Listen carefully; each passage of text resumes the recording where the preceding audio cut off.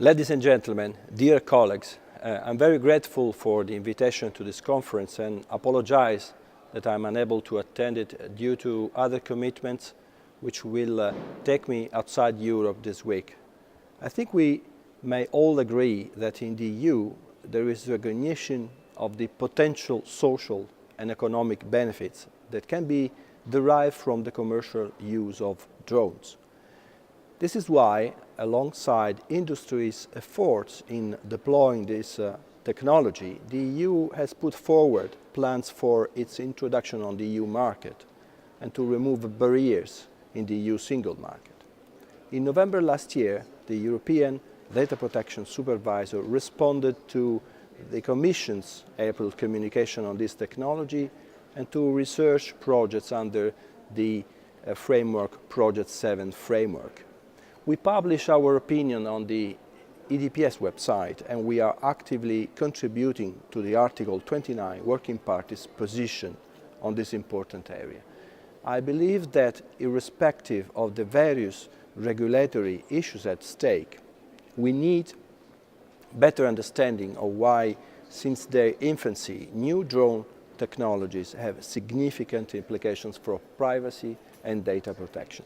These aircraft systems are often combined with data processing tools such as cameras, microphones, sensors, GPS, which allow the collection and further processing of personal data concerning identified or identifiable individuals.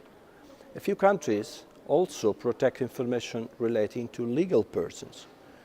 Drones are mobile devices, almost unnoticeable, and it is hard to identify who is using them. So, transparency and accountability are paramount concerns. The trouble is that the current legal framework at EU and national level, specific rules, procedures and best practices are inconsistent, fragmented, obsolete, or too general for industry to understand what needs to be done in practical terms. In Europe, a number of general rules on privacy and data protection are already applicable to the processing carried out via drones, as for example the Council of Europe Convention 108, the Directive 95/46, Regulation 45/2001 and also the European Court of Justice case law. I encourage a more detailed understanding of the technology, informed by an honest and open dialogue between legislators, practitioners, stakeholders, manufacturers, regulatory and data protection authorities. On that basis, we need to build a comprehensive regulatory framework that enshrines personal data protection as a core element. The civil use of drones needs to be better addressed at EU and national level, on the basis of best practices and, where necessary, new harmonized rules which are compatible with Europe's new data protection rules currently being negotiated. So clearly, the civil aviation authorities need to consider the impact on the fundamental rights of individuals when allocating permits. We do not need necessarily to amend European national data protection framework to accommodate drone technologies. However, there may well be benefiting guidelines and recommendations by data protection authorities cooperating on this issue. These authorities may also play an important role in supporting designers, developers and industry to correctly address those challenges and better embed the principles of privacy by design and privacy by default. In our 2014 opinion, I have mentioned it, we highlighted that the EU should play a leading role in raising awareness of manufacturers, users and data subjects on the existing data protection framework, regardless of the size of the RPIAs.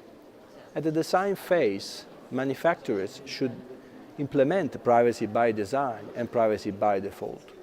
There is a need to increase transparency towards data subjects and facilitate the identification of the controllers. Data protection impact assessment should be carried out where processing operations present specific risks to the rights and freedoms of the data subjects. And finally, there is also room for raising consumers' awareness on their private use of drones. We are closely following the implementation of the Commission's communication and will continue to monitor and advise on future regulatory developments at EU level in that field. In the joint statement of the European Data Protection Authorities Assembly made at the European Data Protection Governance Forum in Paris on 8 December last year, the 29 Working Party affirmed that the data processing through drones by governmental services must be for the purposes laid down in the relevant legislation and should not be used for unlawful cigarette surveillance, bulk data processing, unlawful data pooling and profiling. The Working Party will soon follow up on this statement with further details, and I'm confident that today's panel will build on the very fruitful conference I have attended a few weeks ago in Budapest in identifying big issues and risks and point towards solutions and best practices. So my best wishes to you for a successful event, and I look forward to continuing the discussions.